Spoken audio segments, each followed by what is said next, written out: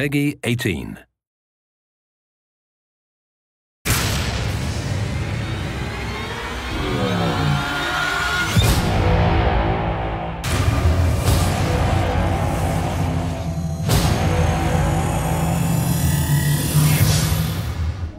So we're here today in Hoboken, not very far from Sabre Interactive's New Jersey office. And if you didn't know, Hoboken is the birthplace of Frank Sinatra. Inversion is a third-person shooter that has a unique gameplay element, which is the ability to control gravity and to navigate in altered gravity environments. What Sabre likes to do as a company is we like to try to find cool technical ways to innovate and then see how we can make cool gameplay flow from it.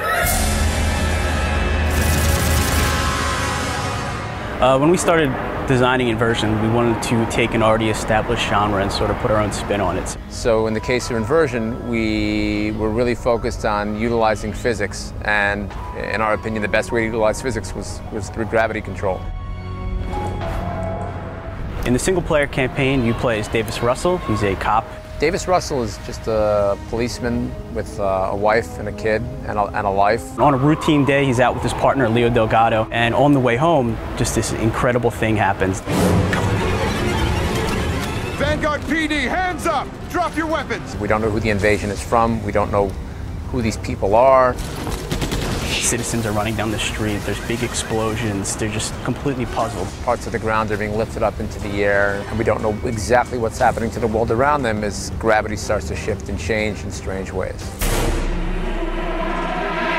So you can also play the game if you're the second player as a guy named Leo Delgado. Him and Davis have been partners for many years, and they go back quite a ways. Davis is very different from Leo, and they're a good complement to one another in the gameplay. The enemies are called the Lutadors. Davis and Leo really aren't sure where they've come from. I can kind of give you the historical background, the initial designs in terms of the art, style, and feel that we were going to do something which kind of looked a little bit like a Brazilian city. The Lutadors came from that whole idea about the influences with, you know, Portugal or Brazil, better yet. They are more savage because of the conditions that they're living in, and that their size and form is based off of that as well. And as the story progresses, you also progress with Leo and Davis. You get to find out more and more and more about what's going on. There's a lot of deep tricks that we have. Which turns what many might consider to be kind of a generic, prototypical story into something a little bit different. It's a cool twist, and we like it, and it fits. It fits for the game.